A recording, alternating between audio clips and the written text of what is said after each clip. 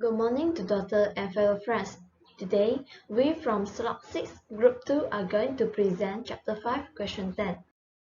My name is Teng Yuanjing and my group members are Hao Jenny, Wong Wei Ming, and Grace Ng. So this is our contents.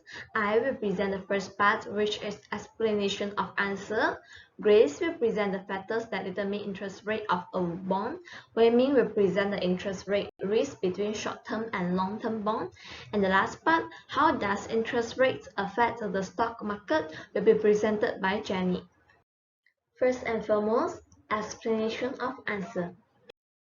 The question is, suppose that many big corporations decide not to issue bonds since it is now too costly to comply with new financial market regulations. Can you describe the expected effect on interest rates? So I will explain my answer through the showing of graphs. So this is a graph. In this graph, equilibrium occurs at point 1 where the demand and supply curves intersect at a bond price P1 and the quantity of bonds Q1. The price of P1, where the quantities demanded equals quantity supplied, is called as the equilibrium or market clearing price. Similarly, the interest rate that corresponds to this price is called as equilibrium or market clearing interest rate. In this case, when the big corporation decided not to issue bonds as it is too costly, this led to the decrease in supply of bonds.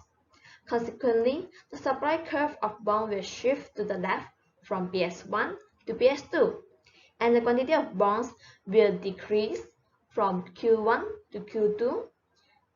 Moreover, the price of bonds will increase from P1 to P2. As a result, the interest rate will decrease as there is an increase in price of bond. Additional to this, a new equilibrium occurs at point 2 when the demand curve of bond BD1 intersects the new supply curve of bond BS2 at a bond price P2 and quantity of bonds Q2. That's all for my part. Now I will pass to Grace to continue the presentation. Thank you.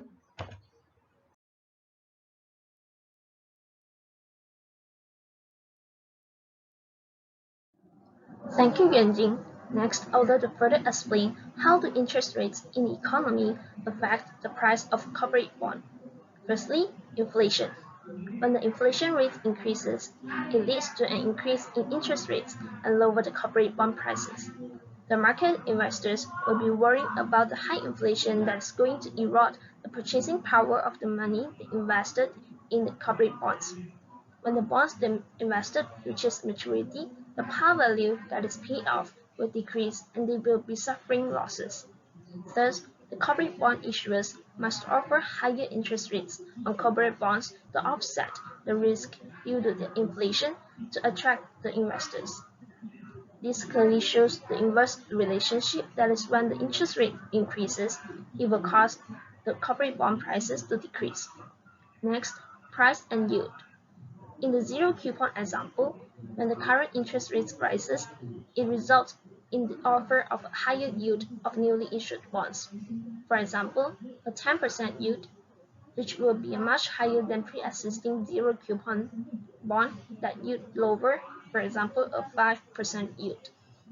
This will cause the pre-existing bond to be less attractive to the investors, and to increase back the demand, the price of the pre-existing zero coupon bond will have to decrease until it matches the same return yielded by prevailing interest rates.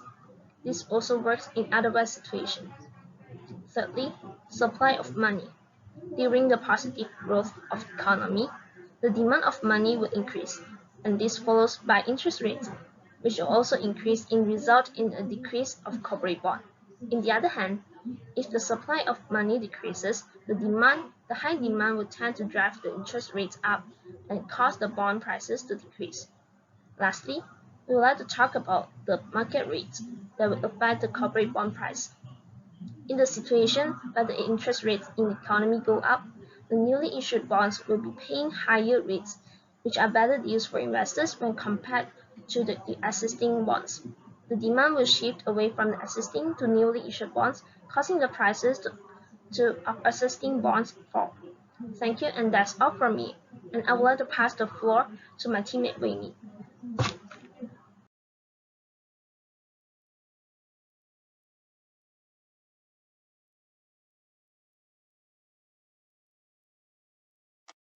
Long-term corporate bonds typically offer higher returns in comparison to their short-term or intermediate-term counterparts. However, long-term corporate bonds are much more sensitive to interest rate changes. Generally, bonds with a shorter time to maturity carry a smaller interest rate risk compared to bonds with longer maturities. This is because long-term bonds have a greater duration than short-term bonds that are closer to maturity and have less coupon payments remaining. Long-term bonds are also exposed to a greater probability that interest rates will change over its remaining duration. Therefore, long-term bonds carry a higher interest rate risk. Long-term bonds have a greater duration than short-term bonds. Duration measures the sensitivity of a bond's price to changes in interest rates. This concept of duration can be difficult to conceptualize, but just think of it as the length of time that your bond will be affected by an interest rate change. For example, suppose interest rates decline today by 0.25%. A bond with only one bond payment left until maturity will be paying more to the investor by 0.25% for only one coupon payment. On the other hand, a bond with 20 coupon payments left will be paying more to the investor for a much longer period. This difference in remaining payments will cause a greater rise in a long-term bond's price than it will be in a short-term bond's price when interest rates decline. Besides that, there is a greater probability that interest rates will change within a longer time period than within a shorter period. With short-term bonds, this risk is not as significant because interest rates are less likely to substantially change in the short term. Short-term bonds are also easier to hold until maturity, thereby alleviating an investor's concern about the effect of interest rate-driven changes in the price of bonds. Investors holding long-term bonds are subject to a greater degree of interest rate risk than those holding shorter-term bonds. This means that if interest rates change by, say, 1%, long-term bonds will see a greater change to their price, the price rising when rates fall and falling when rates rise. Since there is greater uncertainty about the long-term direction of interest rates, bonds with longer maturities, such as 20 years, must typically offer higher initial interest rates than comparable bonds with a 1-year maturity to compensate investors for the additional risk. That's all from me. Now I will pass the presentation to Jenny. Thank you, Wei Min. I'm Jenny, and now I'm going to continue with the fourth agenda, where how do interest rates affect the stock market? So, what happens when the interest rates rise? When the central bank increases the interest rate, it does not directly impact the stock market. The only direct impact is that borrowing money from the central bank is more expensive for banks. The impact is due to the fact that any increases in the interest rate have a ripple effect throughout the rest of the economy. Because it costs financial institutions more to borrow money, these same financial institutions often increase the rates they charge their customers to borrow money. So, individuals consumers are impacted through increases to their credit card and mortgage interest rates, especially if these loans carry a variable interest rate. When the interest rate for credit cards and mortgages increases, the amount of money that consumers can spend decreases. Consumers still have to pay their bills. When those bills become more expensive, households are left with less disposable income. When consumers have less discretionary spending money, businesses' revenues and profits decrease. Businesses are not just impacted indirectly due to a decrease in consumer spending. They are also impacted directly because they also borrow money from banks to run and expand their operations. When the banks make borrowing more expensive, companies may not borrow as much and will pay higher rates of interest on their loans. Less business spending can slow the growth of a company. It may curtail expansion plans or new ventures, or even induce cutbacks. There may be a decrease in earnings as well, which, for a public company, usually affects its stock price negatively. What will happen when interest rates fall? When the economy is slowing, the central bank cuts the interest rate to stimulate financial activity. A decrease in interest rates by the central bank has the opposite effect of a rate hike. Investors and economists alike will lower interest rates as catalysts for growth. This, in turn, leads to greater profits and a robust economy.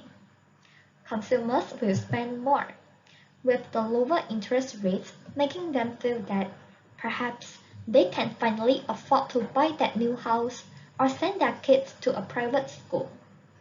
Businesses will enjoy the ability to finance operations, acquisitions, and expansions at a cheaper rate, thereby increasing their future earnings potential. This, in turn, leads to higher stock prices. Particular winners of lower interest rates are dividend-paying sectors such as utilities and real estate investment trusts. Additionally, large companies with stable cash flows and strong balance sheets benefit from cheaper debt financing. Here is our list of references. That's all from our group. Thank you.